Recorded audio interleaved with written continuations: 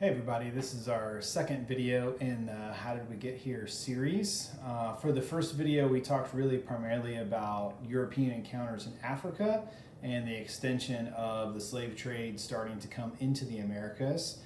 Today we're going to focus in on kind of the establishment of a slave society in the United States. So we're kind of moving up just into the context of the United States and the colonies early in that period.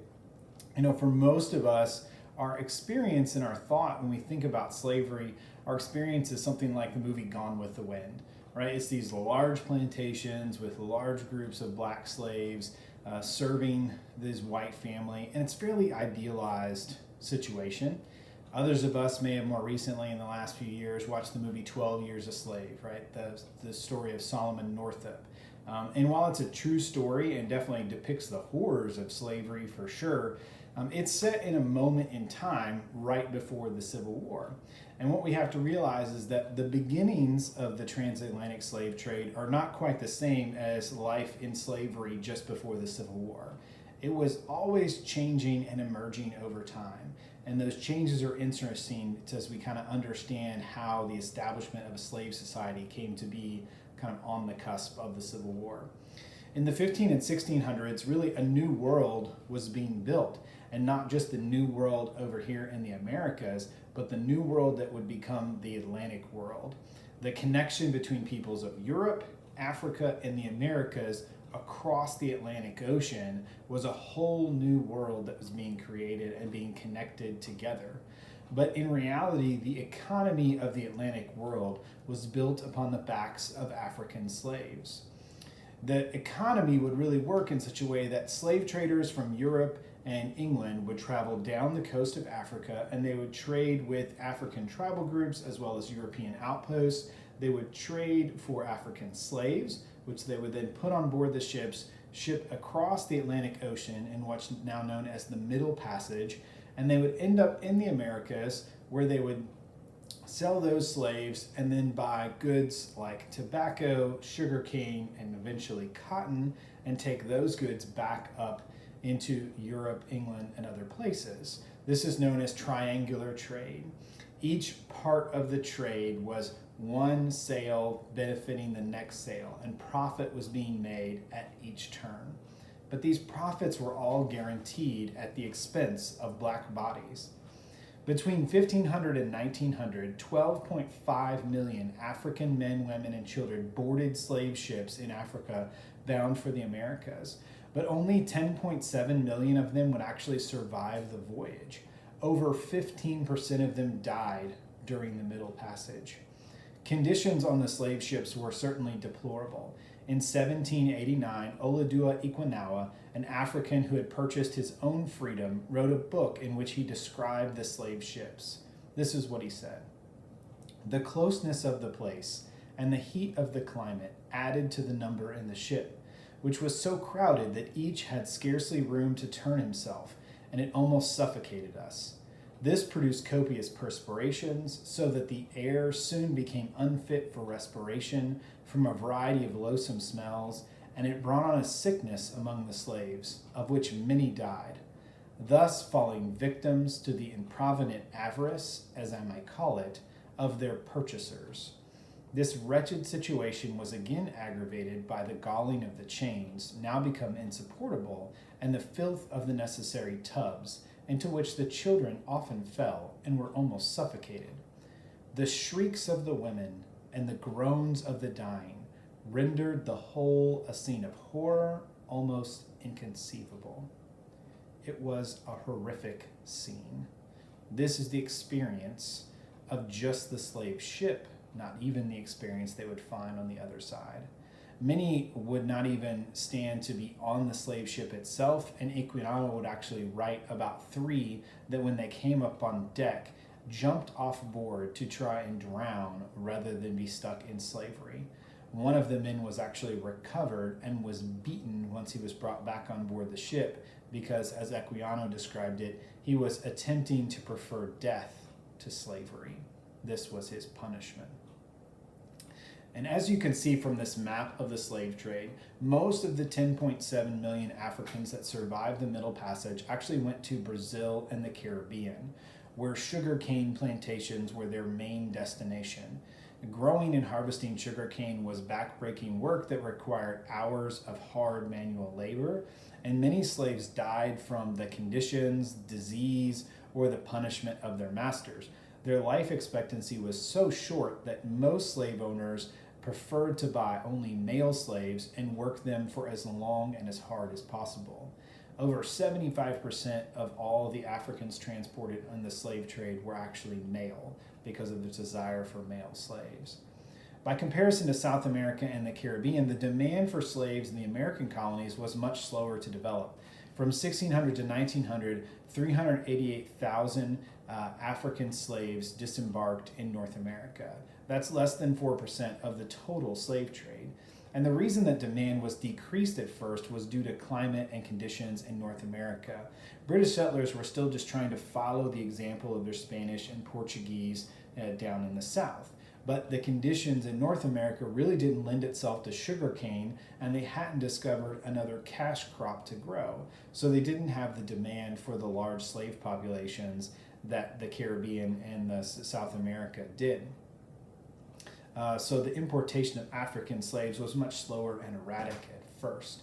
Up until the mid-1600s, most of the slaves in the American colonies were actually poor whites who had agreed to indentured servitude in order to obtain travel to the Americas. These men and women would work for a period of time until they could work off the debt and then obtain their freedom. Again, the mortality rate was so low for people entering into the Americas that investing in slaves for life was not really a reasonable step for most American settlers. Even when African slaves began entering the American context, many of them were actually able to access the same rights and privileges as these same white indentured servants. It was actually possible for them to purchase their freedom or be granted freedom by their masters. And this is where free blacks will enter into the American society around this time. Now, what had not quite been developed yet was the full concept of chattel slavery, or the belief that African slaves and even their children were the property of their masters for life. This is a concept that's still kind of getting established in America around about the mid-1600s. What would really change and introduce chattel slavery and the emphasis on it was really tobacco. Tobacco was a very profitable cash crop, but it required large numbers of farm hands, and it was very difficult work to harvest and process the tobacco crop. In 1638, English servants were actually paid 70 cents per day to work in the field. However, an African slave could be purchased for $27 and served for the course of his or her life. Economics and greed turned white plantation owners towards the importation of African slaves. It became profitable to introduce African slaves rather than rely on white English servants. By 1780, as America was fighting for freedom in the Revolutionary War, 45,334 Africans had been imported into the United States as slaves. However, the total slave population in the United States was 566,212. In the South, black people made up 38.4% of the overall population. So while we weren't importing that many African slaves, the actual slave population was growing dramatically over this period of time. And two things had really changed in this period. First, African slaves were now considered chattel slavery. They're enslaved for life with their children inheriting slave status. And secondarily, the conditions of life in North America had improved to a degree where African slaves lived longer, and there was a higher gender balance, which led to higher birth rates in the United States. Slavery had really become profitable in the American context. As the structures of slavery began to grow and harden, British Protestants really began to grapple with how Christianity and slavery could coexist at the same time. In England, there was some precedent that baptism would actually lead to freedom for a slave. But in the American context, this would have been devastating to the plantation economy. So in 1667, the Virginia legislature addressed the issue, and they declared this: whereas some doubts have risen whether children that are slaves by birth and by the charity and piety of their owners made partakers of the blessed sacrament of baptism, should by virtue of their baptism be made free. It is enacted and declared by this grand assembly and the authority thereof, that the conferring of baptism doth not alter the condition of the person as to his bondage or freedom, and that diverse masters, freed from this doubt, may more carefully endeavor the propagation of Christianity by permitting children, those slaves, or those of greater growth, if capable, to be admitted to that sacrament. White masters were safe. They could teach Christianity to their slaves, while also limiting the freedom that was granted by their Christian faith. In 1709, Francis Lejoux, who was an Anglican priest near Charleston, South Carolina, addressed these same fears of white planters. He actually would require the slaves that were being baptized to consent to two conditions. One, that they would not ask for the holy baptism out of any design to free yourself from the duty and obedience that you owe to your master while you live. And two, that you would promise to truly keep the wife you now have till death does part you. At the time, African American slaves often would have multiple spouses, mainly because they did not control their own bodies. They could be sold at any time. So maintaining a marriage to the same person was difficult when your spouse could be sold off at any time to another place and you didn't know if you would ever see them again. Lejoux, of course, does not really consider this in his assessment of the African slaves as they're being baptized. Setting that issue aside, Lejoux's goal was really to appease and reassure the white masters of his congregations that they could baptize their slaves without fear of them becoming free. One of them actually was so curious about the condition of slaves once they were saved that he asked Lejoux, "Will my slaves go to heaven? And if so, do I have to see them there?" In their heart, I have to believe that this white slave master knew that their actions and their treatment of their slaves had not been just or righteous, no matter how much the church appeased them that it was okay. Now, while Anglican priests in the early 1700s had some success in converting slaves to Christianity, the newly emerging Baptists, Methodists, and Moravians would see even more slaves come to faith in Jesus, especially during the First Great Awakening. Some estimate that between 20 to 40% of most evangelical churches in the antebellum South were made up of black congregants. We were actually less segregated in the antebellum period than we are now in the United States Church. Both the style and substance of these groups was just much more appealing to the enslaved African American community than the Anglican Church had been. And first, that was really because many of the leaders of the movement were lower class whites, and they were comfortable questioning the ideals of the upper classes and the patriarchy. Methodists would also employ itinerant ministers who, by not being attached to the local congregation, were more likely to critique them for some of their issues and challenges, the treatment of the slaves, and even raise the idea that they might need to free their slaves. In 1774, John Wesley wrote the pamphlet Thoughts on Slavery, in which he concluded, "Long and serious reflections upon the nature and consequences of slavery have convinced me that it is a violation both of justice and religion, that it is dangerous to the safety of the community in which it prevails, that it is destructive to the growth of arts and sciences, and lastly, that it produces a numerous and very fatal train of vices, both in the slave and in his master. Freedom is unquestionably the birthright of all mankind, Africans as well as Europeans. To keep the former in a state of slavery is a constant violation of that right, and therefore also of justice. There cannot be in nature, and there is not in all history, an influence in which every right of men is more flagrantly violated." Wesley was certainly in condemnation of slavery, but he didn't go so far as to propose freeing all those who were enslaved. He wanted an end to the slave trade, but he didn't really believe that people of African descent could be free immediately, that they still needed someone to watch over them. In addition to their critique of slavery, enslaved African Americans were also drawn to the style of worship of evangelicals, which allowed for much more emotional preaching, and again, as we've said, this biracial worship. that even if the gatherings were segregated, blacks were included in them. And as slaves sat and listened to the words of the Bible and the teachings of Jesus, they really began to make them their own. Even if white preachers would emphasize Ephesians 6:5, slaves obey your masters, the slaves would look at the scriptures and look at a God of justice and a God that freed the Israelites from bondage. And back in the slave quarters, or maybe out in the woods, black preachers would share a very different message of equality before God and freedom in heaven, and maybe even freedom in this life too. What made white slave owners so nervous about Christianity was its ideals of equality and justice. They really resisted teaching slaves to read the Bible or know too much about Christianity for fear that it would upset the order of white supremacy upon which society was established. And their fears really came true in 1831 when Nat Turner led an African American slave revolt in Virginia, killing 51 white people before it was suppressed by local white militia. When Turner was caught and was in confessing why he was led to do this, this is what he said.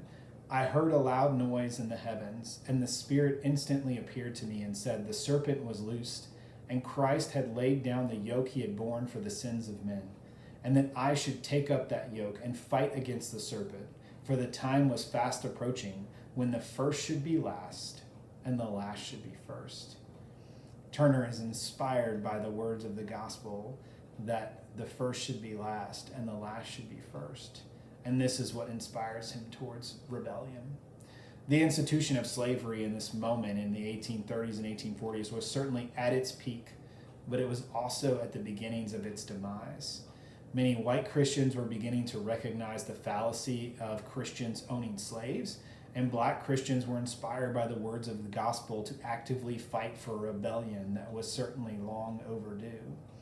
In just a few years, the new nation is going to be at war over the issue of slavery.